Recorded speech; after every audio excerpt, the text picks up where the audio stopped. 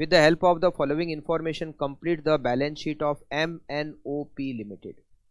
Equity share capital दे रखा है, करंट डेप्ट मतलब करंट लायबिलिटी, टोटल डेप्ट में करंट लायबिलिटी और डेप्ट दोनों इंक्लूड होते हैं। टोटल डेप्ट टू ऑनर इक्विटी का मतलब share capital. Fixed assets to owner equity, total asset turnover ratio और इन्वेंट्री टर्नओवर। हमें बैलेंस शीट बनानी है। बैलेंस शीट बहुत कम इंफॉर्मेशन हमें क्वेश्चन में दे रखी है, तो जितनी बना सकते हैं हम उतनी बैलेंस शीट बनाएंगे। Equity share capital, equity share capital 1 lakh. Fixed assets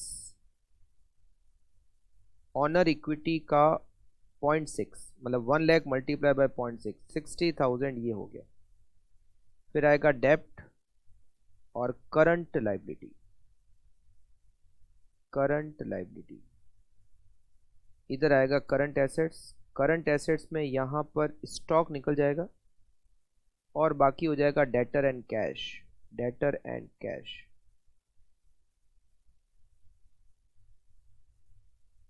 working note 1। हमें देखा है टोटल डेट ऑनर इक्विटी का 1.6 है। टोटल डेप्ट equals to 1 lakh owner equity का 1.6 टाइम मतलब 1,60,000 और करंट डेप्ट मतलब करंट लायबिलिटी टोटल डेप्ट का 0.4 है। तो current liability equals to 1,60,000 total dept multiply by 0.4, 64,000 current डेप्ट है। इसका मतलब लॉन्ग टर्म डेप्ट, लॉन्ग टर्म डेप्ट 1,60,000 का 0.6 60% 96,000 है। 96,000 डेप्ट, 64,000 current liability, total 2,60,000।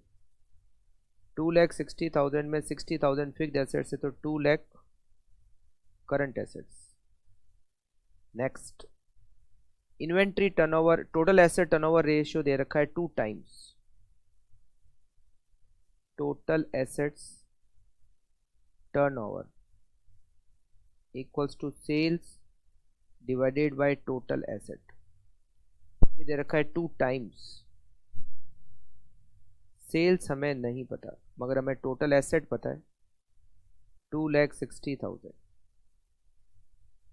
Sales equal to 5,20,000।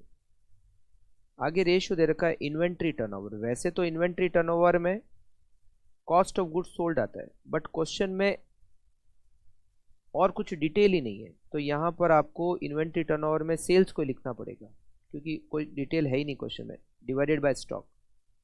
Inventory turnover ratio दे रखा है 8 times.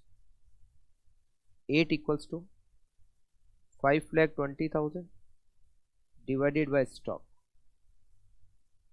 Stock equal to 5,20,000 divided by 8,